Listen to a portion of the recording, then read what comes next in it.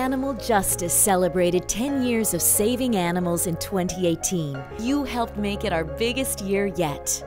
A record number of animal protection bills in Parliament, groundbreaking courtroom advocacy, and high-profile media features. Animal rights lawyer Camille Labchuk with us this morning. According to the people at Animal Justice, we're joined by Peter Sankoff. He's a professor of law. This we know results in broken bones. We're essentially invading their territory. Professor Peter Sankoff says a public investigation should take place. It's an industry-wide problem. Camille Labchuk is the executive director of Animal Justice. And there has been absolutely no consideration of what the animal needs.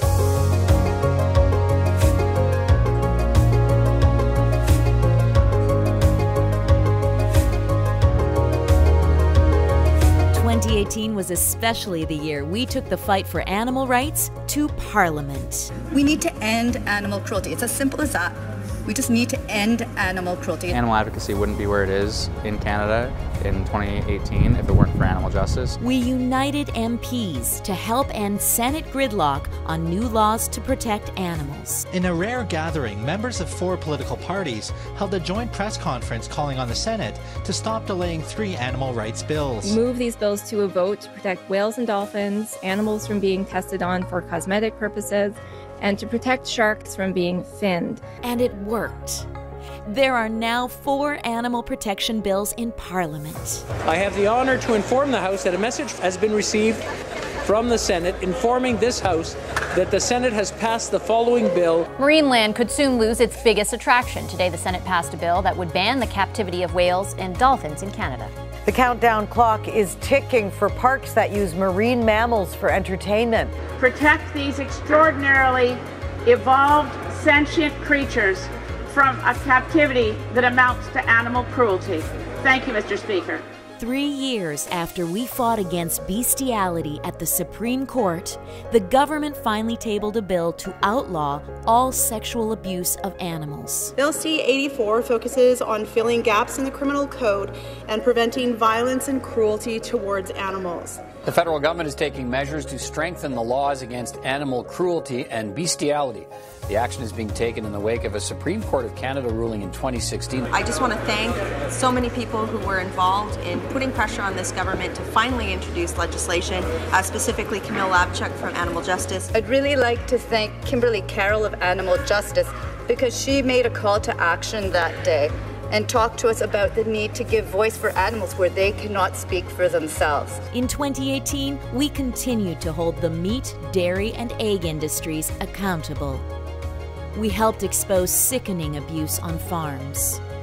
Disturbing video from inside egg farms in the Fraser Valley, and it's raising serious concerns about animal cruelty. This is just one of the chickens found almost buried in excrement. We've obtained another video that we should warn you is disturbing. According to the people at Animal Justice who recorded this video, these chickens are no longer useful for producing eggs. The industry is regulating itself. This means that they're creating their own standards and they're the ones that are enforcing them. I think it's pretty clear from all of the footage that we've seen that this is just not working. We challenged horrific slaughter practices. A lot of people are very surprised to learn that there is no regulations pertaining to the treatment of animals on farms.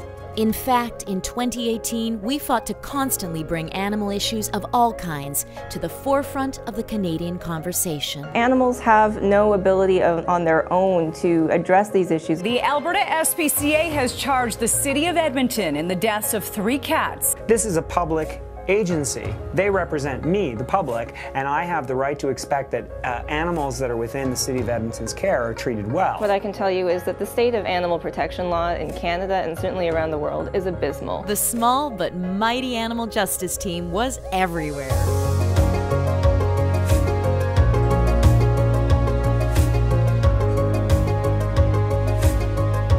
Not to mention, in 2018, we launched Paw and Order, Canada's first ever animal law podcast. It's all discussed in terms of bailout and process, and I'm like, you're killing millions of animals. And of course, in 2018, we did what lawyers do best.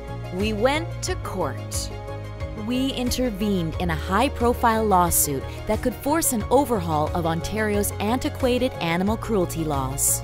It's a constitutional challenge to Ontario's animal protection laws and the way they're enforced. We partnered with our friends at EcoJustice to win a precedent-setting settlement to protect endangered animals in Ontario. And after 2 court cases and years of community advocacy, the Vancouver Aquarium was forced to end whale and dolphin captivity. Vancouver Aquarium admitting today it lost, saying the growing chorus of people opposed to whales and dolphins in captivity got what they wanted. It shows that activism worked, that public pressure worked, and ultimately the right decision has come out of that. All through 2018, we've been thrilled to celebrate our 10-year anniversary with the most amazing supporters imaginable. Change always feels impossible at the beginning of the journey, until that day when you get to the end and then change feels like it's inevitable. Thank you for standing by our side for the first 10 years. We promise to revolutionize Canada for animals in our next 10.